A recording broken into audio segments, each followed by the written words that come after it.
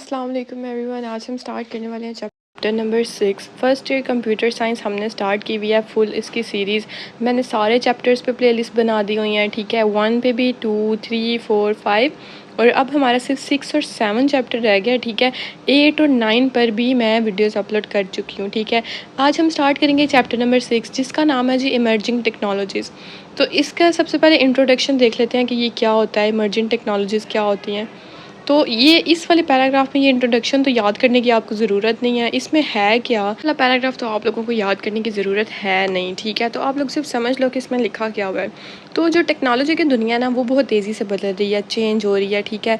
तो नए सोचने के तरीके जो होते हैं ना और नए इनोवेशंस जो होती हैं, इजादात जिन्हें कहते हैं, हर वक्त इस बात को बदल रहे हैं, ठीक है, कि हम डिजिटल दुनिया के साथ कैसे इंटरेक्ट करते हैं, ठीक है। तो इस चैप्टर में जिसका नाम था इमर्जिंग टेक्नोलॉजीज़ में हम क्या पढ़ेंगे। इस चैप्टर में हम दो सबसे ज़्यादा बदल देने वाली टेक्नोलॉजीज़ का जिक्र करेंगे, एक क्लाउड कंप्यूटिंग, एक blockchain.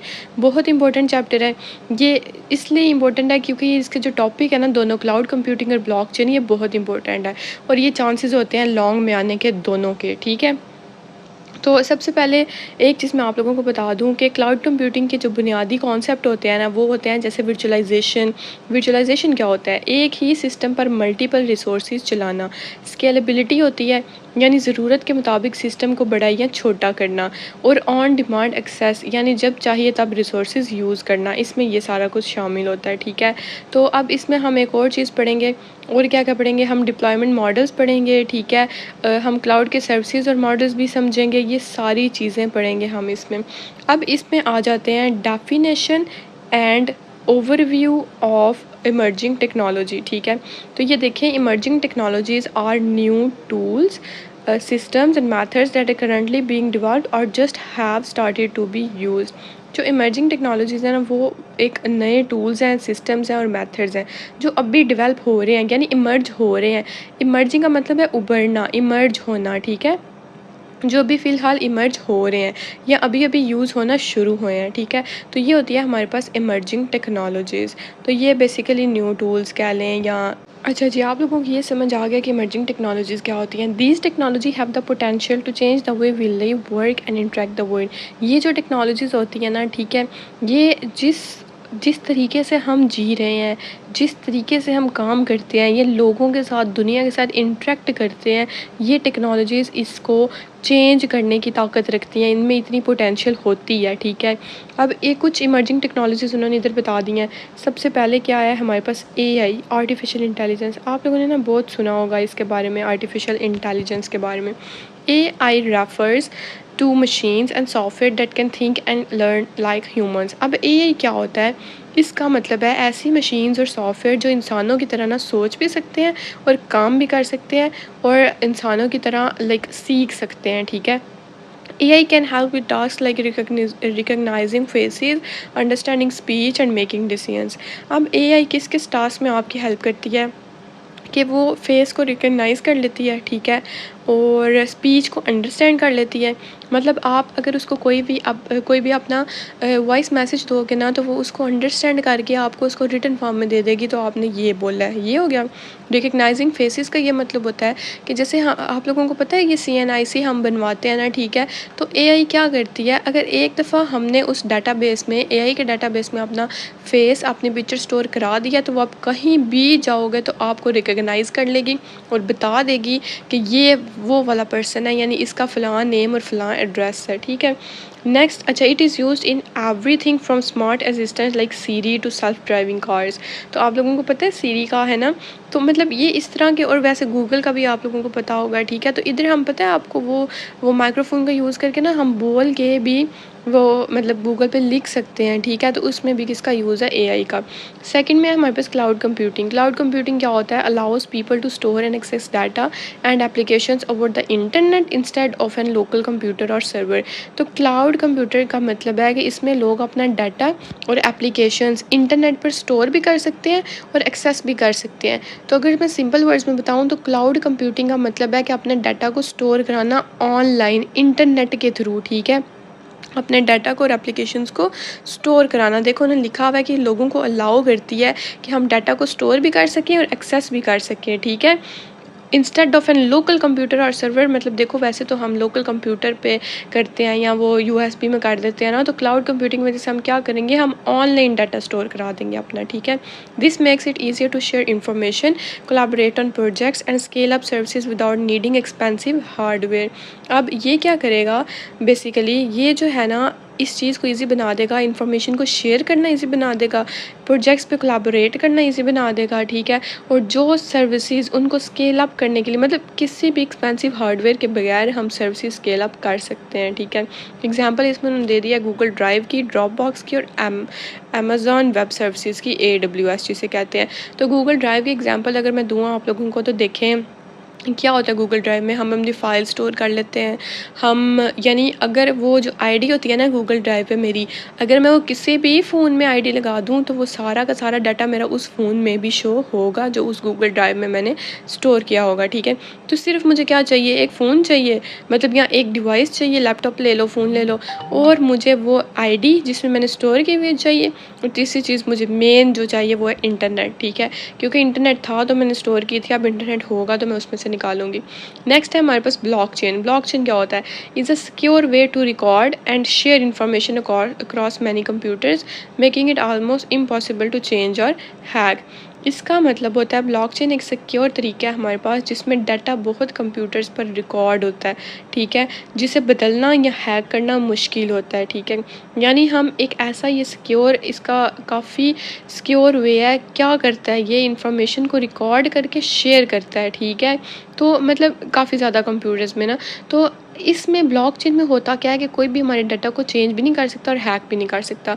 It's best known for being the technology behind crypto currencies like bitcoin, like but is also used in other areas like supply chains and contract. वो ये बोल रहे हैं आप लोगों ने ना क्रिप्टो का नाम सुना होगा, बिटकॉइन का नाम सुना होगा, पता है इसमें ट्रेडिंग करके तो बहुत ज़्यादा पैसे कमा सकते हैं ना। तो ये ब्लॉकचेन वाला कॉन्सेप्ट ज़्यादातर इन टेक्नोलॉजीज़ के लिए बेस्ट होता है, ठीक है। नेक्स्ट है हमारे पास IoT, जिसे हम बोलते हैं इंटरनेट ऑफ थिंग्स। क्या बोलते हैं इसे, IoT। IoT connects everyday objects like refrigerator, car and even clothes to the internet. IoT internet of things, इसका मतलब क्या है कि ये जो है ना, ये आम चीज़ों को यानी फ्रिज को, कार को, कपड़ों को, किसी भी चीज़ को इंटरनेट से कनेक्ट करता है ताकि वो डाटा भेज और रिसीव कर सकें, ठीक है। This allows them to send and receive data, making our lives more convenient. अब ये इसके एग्जांपल मैं आप लोगों को बताती हूँ तो आप लोगों को इसके अच्छे से समझ आ जाएगी। जैसे देखिए उन्होंने भी बोला है, आ smart thermostat can learn your schedule and adjust the temperature in your home automatically। अब इस एग्जांपल में देखो कि अगर मेरे पास मतलब कोई भी एक स्मॉल मेरे पास थर्मोस्टेट है, ठीक है, मैं उस पर क्या करूँगी, वो मेरे शेड्यूल को लर्न करेगा और उसके अकॉर्डिंग वो क्या करेगा, टेम्परेचर मेरे घर का सेट कर देगा ऑटोमेटिकली। मैं आपको ना इससे भी ज़्यादा की ईजी एग्जांपल देती हूँ। देखो AC होता है हमारे घर में, ठीक है, तो मैं उसमें ना एक ऑटो का ऑप्शन भी होता है, काफ़ी ज़्यादा ऑप्शंस होते हैं, ठीक है। एक शेड्यूल का ऑप्शन होता है, ठीक है, मतलब टाइमर जिसे वो आपके बटन पे होएगा ना टाइमर, शेड्यूल उसका मतलब होता है। तो मैं उस टाइमर पे लगा देती हूँ कि मेरा AC इस टाइम पे ऑन कर देना, इस टाइम पे ऑफ़ कर देना, तो वो भी इसके एग्जांपल में आ गया।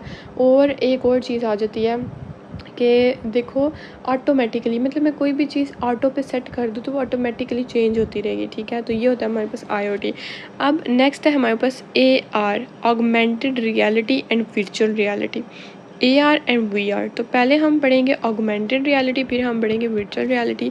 तो AR मेरे पास क्या होता है, AR adds digital elements to the real world using devices like smartphones और ग्लासेस। तो AR का उन्होंने बताया कि AR में ना मतलब जो असल दुनिया में डिजिटल चीज़ें ऐड होती हैं, जैसे मोबाइल, कैमरा, ऐप्स, ठीक है, यानी इस रियल वर्ल्ड में, इस दुनिया में वो डिजिटल एलिमेंट्स को ऐड करता है ऑगमेंटेड रियलिटी। हमारे फ़ोन्स हो गए, हमारी ग्लासेस होगी, ये सारा कुछ, ठीक है। VR क्या करता है, virtual reality creates a completely virtual environment that you can interact with using special equipment. These technologies are used in gaming, education and training. तो VR वर्चुअल रियलिटी क्या करता है हमारे पास, VR एक पूरी वर्चुअल दुनिया बनाता है, ठीक है, जिसमें यूज़र स्पेशल इक्विपमेंट के ज़रिए उसमें एंटर हो सकता है। नेक्स्ट है हमारे पास 5G technology. 5G technology is the next generation of wireless technology offering much faster internet speeds and more reliable connections. तो जैसे आप लोगों को पहले हमारे पास इंटरनेट होता था 3G का, अब है 4G ज़्यादातर चलता है। तो ये 5G क्या है, ये इस वायरलेस टेक्नोलॉजी की नेक्स्ट जनरेशन है, यानी ये बहुत ही ज़्यादा फास्टर इंटरनेट स्पीड्स देता है, ठीक है, और बहुत ही ज़्यादा रिलायबल कनेक्शन होता है। हमारी साइड पे इधर तो 4G चलता है, अभी तक 5G नहीं आया। तो ये 5G जिस साइड पे चलता है उनको पता होगा। This will enable better performance for mobile phones, smart devices and even new technologies like augmented reality and virtual reality। ठीक है, तो 5G ना एक नई वायरलेस टेक्नोलॉजी है जो इंटरनेट स्पीड बहुत तेज़ करती है और कनेक्शन ज़्यादा रिलायबल बनाती है, ठीक है। ये इसकी वजह से होता क्या है कि हमारे मोबाइल फ़ोन्स की परफॉर्मेंस भी बेटर हो जाती है, ठीक है। अगर हमारे पास कोई स्मार्ट डिवाइस है उसकी भी परफॉर्मेंस बेटर हो जाती है। इवन कि जो हमारे पास नई टेक्नोलॉजीज़ हैं जैसे VR और AR, इनकी भी परफॉर्मेंस काफ़ी ज़्यादा बेटर हो जाती है, ठीक है। नेक्स्ट है हमारे पास क्वांटम कंप्यूटिंग। क्वांटम कंप्यूटिंग क्या होता है, use the principles of quantum physics to process information much faster than traditional computers. तो क्वांटम कंप्यूटर्स ना क्वांटम फिजिक्स के रूल्स यूज़ करता है। फिजिक्स में आप लोगों ने ये पढ़ा होगा नाम क्वांटम फिजिक्स, ठीक है। तो इसको रूल्स को यूज़ करता है और नॉर्मल कंप्यूटर से बहुत ज़्यादा ये तेज़ होते हैं, ठीक है। क्वांटम कंप्यूटिंग में जो होता है ना, ये नॉर्मल कंप्यूटर नहीं होता, ये उससे नॉर्मल मतलब ट्रेडिशनल कंप्यूटर से बहुत ज़्यादा फास्टर, बहुत ज़्यादा तेज़ी से प्रोसेस करता है डाटा को, इन्फॉर्मेशन को। They have the potential to solve very complex problems that are currently impossible for regular computers to handle. वो बोल रहे हैं इनके पास इतनी पोटेंशियल, इतनी एनर्जी, मतलब इतना उनमें वो होता है, मैं कह सकती हूँ पोटेंशियल का तो मतलब हर पता ही होगा ना, यानी उनमें इतनी एबिलिटी, इतनी पोटेंशियल होती है कि वो हर कॉम्प्लेक्स प्रॉब्लम, हर कोई भी मुश्किल प्रॉब्लम है उसको सॉल्व कर सके, जो हमारे पास, जो हमारा रेगुलर कंप्यूटर, हमारा ट्रेडिशनल कंप्यूटर है, उसके लिए मुश्किल या नामुमकिन है हैंडल करना, ठीक है। तो क्वांटम कंप्यूटिंग वो भी हैंडल कर लेता है। नेक्स्ट है मेरे पास biotechnology. Biotechnology involves using living organisms like bacteria and plants to create new products और सॉल्व प्रॉब्लम्स। तो बायोटेक्नोलॉजी में क्या होता है, लिविंग ऑर्गेनिजम्स होते हैं, जैसे प्लांट्स होता है, बैक्टीरिया होता है, तो इसका यूज़ करके नई मेडिसिन्स, बेटर क्रॉप्स और इको फ्रेंडली मटेरियल्स बनाए जाते हैं। For example scientists are using biotechnology to develop new medicines. जैसे देखो साइंटिस्ट भी तो बायोटेक्नोलॉजी का यूज़ करके, ये हमारी जो हम दवाइयाँ लेते हैं, मेडिसिन लेते हैं, तो ये उसी की वजह से बनी है, ठीक है। हम अपने क्रॉप्स को इम्प्रूव, फसलों को यानी इम्प्रूव करते हैं उसी की वजह से, and even create environmentally friendly materials. ठीक हो गया, ये था हमारा आज का लेक्चर नंबर 1। नेक्स्ट वीडियो में हम इंशाल्लाह पढ़ेंगे क्लाउड कंप्यूटिंग। अगर किसी को नहीं समझ आई तो कमेंट सेक्शन में पूछ सकते हैं। चैनल को सब्सक्राइब करना मत भूलिएगा। और मैंने इसके साथ साथ फिज़िक्स पे और मैथ पे भी आप लोगों की क्लास 11 की जो बुक्स हैं उन पे वीडियोस बना दी हुई हैं, तो वो भी आप लोग जाके प्लेलिस्ट में चेक कर सकते हैं। नेक्स्ट वीडियो तक अपना ख्याल रखें। अल्लाह हाफिज़, थैंक यू।